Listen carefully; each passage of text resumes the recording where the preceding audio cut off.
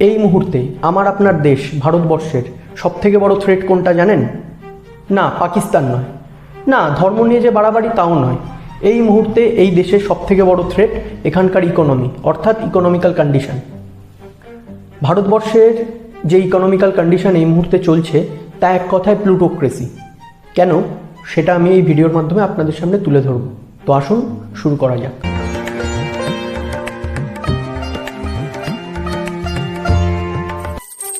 এ জগতে হায় সেই বেশি চায়, আছে যার ভুরি ভুরি, রাজার হস্ত করে সমস্ত কাঙালের ধন চুরি।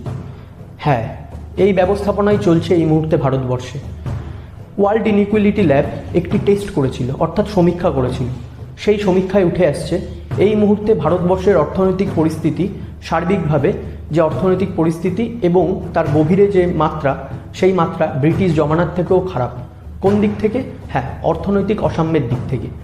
ভারতবর্ষের 40% টাকা মজুত রয়েছে মাত্র 1% মানুষের কাছে, এবং এটি গণতন্ত্রের পক্ষে একটি থ্রেট। কেন?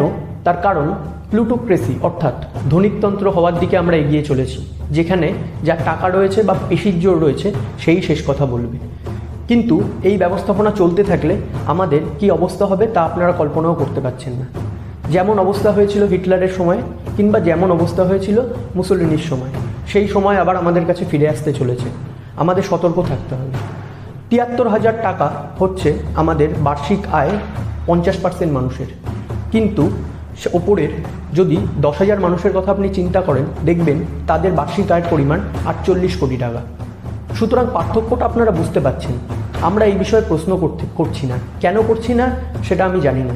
মধ্যবিত্ত শ্রেণী শেষ হয়ে যাচ্ছে, আনএমপ্লয়মেন্ট আমাদেরকে ঘিরে ধরছে, এবং দ্রব্যমূল্য বৃদ্ধি আমাদের সংসার টানতে নাজেহাল করে তুলছে। তাও আমরা মেতে রয়েছি বিভিন্ন কারণে, বিভিন্ন ঘটনা নিয়ে আমরা মেতে রয়েছি, কিন্তু আমরা মূল বিষয়গুলোকে এড়িয়ে চলছি। সরকার আমাদেরকে এড়িয়ে দিচ্ছে মূল বিষয়গুলো। আমাদের এই মূল বিষয়গুলো নিয়ে লড়াই করতে হবে, প্রশ্ন তুলতে হবে এবং বলতে হবে কেন এই অসাম্য, কেন এই বিভেদ। হ্যাঁ, এই অসাম্য যদি থাকে তবে যেটা হবে, এই ইলেকট্রাল বন্ডে যেমন দেখলেন চান্দা দো ধান্দা লো, এই পলিসির মাধ্যমে যারা ওপরের সারিতে রয়েছে তারাই কিন্তু শুধুমাত্র সমস্ত টেন্ডার, সমস্ত কাজ, সমস্ত কিছু হস্তগত করে নেব, এবং নিচের আমরা যারা রয়েছি নিচের শ্রেণীতে বা মধ্যবিত্ত শ্রেণীতে, আমরা আমাদের ন্যায্য মূল্য পাবো না। আমাদের পরিশ্রমের ন্যায্য মূল্য আমাদেরকে নিতে গেলে অনেক কাঠখড় পোড়াতে হবে, এবং এই অসাম্যের লড়াইয়ে আমরা পারবো না। আমরা অপেক্ষা করে থাকি ন্যাশনাল মিডিয়ার মুখ চেয়ে, কিন্তু বিবিসির একটি সমীক্ষা যা এই বছর 1 ফেব্রুয়ারি থেকে 12 এপ্রিল পর্যন্ত করা হয়েছিল, সেখানে দেখা যাচ্ছে ন্যাশনাল মিডিয়াগুলো তাদের প্রাইম টাইমের প্রাইম শোতে 52% ক্ষেত্রে শুধুমাত্র অ্যান্টি অপোজিশন নিয়ে কথা বলছে, এবং 27% ক্ষেত্রে প্রো মোদি, অর্থাৎ নরেন্দ্র মোদীর গুণগান নিয়ে কথা বলছে। সেখানে মাত্র 1.1% ক্ষেত্রে উঠে আসছে আমাদের শিক্ষা বা আনএমপ্লয়মেন্ট ঘটিত যে সমস্ত সমস্যা সেগুলো নিয়ে।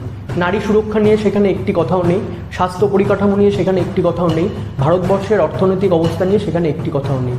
কথা রয়েছে শুধুমাত্র হিংসার, কথা রয়েছে শুধুমাত্র তোষামোদের। সুতরাং আসুন আমরা প্রশ্ন করতে শিখি, আমরা সরকারের কাছে জবাব চাই। আপনারা আমার সঙ্গে জুড়ে যান। এই চ্যানেলে এই বিষয় নিয়ে বিভিন্ন সময় বিভিন্ন রকম আলোচনা আমি রাখবো। জয় হিন্দ। পরের এপিসোডে আবার দেখা হবে এরকমই একটি ঘটনা নিয়ে।